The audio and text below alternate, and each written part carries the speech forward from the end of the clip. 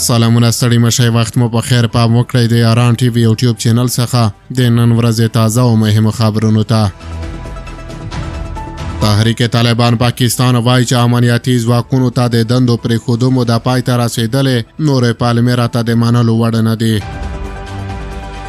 د تحریک طالبان پاکستان ټي ټي پي وایي چې له هغه وخته 2 میاشتې واوښتې چې دوی د پاکستان له امنیتي ځواکونو غوښتي وو چې خپلې دندې پرېږدي او نورو چارو ته د مخه کړي. د تحریک طالبان پاکستان وایاند محمد خراساني په یوه خپره شوې خبرپاڼه کې چې یوه کاپي یې رسنیو ته هم رسېدلې ویلي چې لا د وروسته د تحریک طالبان پاکستان ټولو وسلوالو ته سپارښتنه شوې چې لا د وروسته د پاکستان د امنیتي ځواکونو په نیولو واژلو صرفه نه کوي او ان هغه سرتیري او افسران چې د رخصتیو تېرولو لپاره خپلو کورونو ته ځي هغوی د هم ونیسي او د تحریک طالبان پاکستان د مشرتابه له سپارښتنې سره سم د هغوی ووژني. د خبرپاڼې په یوه بله برخه کې لیکل شوي که د تحریک طالبان پاکستان د کوم وسلوال کس د کورنۍ غړي د حکومت لخوا نیول کیږي، نو طالبان د هم هڅه وکړي چې د حکومتي افسرانو د کورنۍ غړي برمته کړي او که د دوی کورونه ویجاړیږي، دوی د هم په بل مثاله ځواب کې د هغوی کورونه په کنډواله ورته بدل کړي.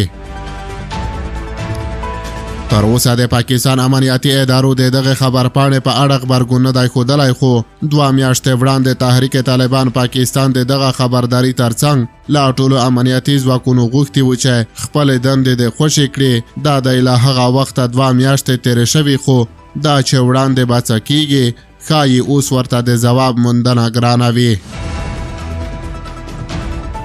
بلخوا پاکستانی رسنیو داسې راپورونه هم خپاره کړي دي چې د شمالي وزیرستان شوال څخه پاکستانی پوځیان وتلي دي.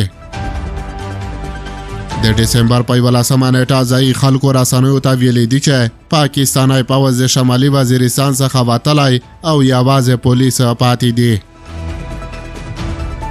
ځینو سرچینو دا هم ویلي دي چې پولیس د طالبانو مقابله نشي کولای او د پاکستانی پوځ مرکزونه د تحریک طالبان لخوا نیول شوي دي. تېره ورځ د افغانستان په چارو کې د امریکا ځانګړي استازي زلمي خلیلزاد پاکستان ته په یو ټویټ کې لیکلي وو چې د بنګلادیش او سوریې سقوط څخه د زده کړه وکړي، کنه ژر ده چې پاکستان هم د سوریې په حال شي. تر اوسه معلومه نه ده چې پوځ ولې د شمالي وزیرستان څخه په وتلو دی، خو 2 میاشتې وړاندې د پښتون قومي جرګې په خپل پرېکړه لیک کې اعلان وکړ چې پاکستان پوځ د ټولو پښتنو سیمو څخه په 2 میاشتو کې ووځي، که نه دوی باید په وړاندې اقدام وکړي.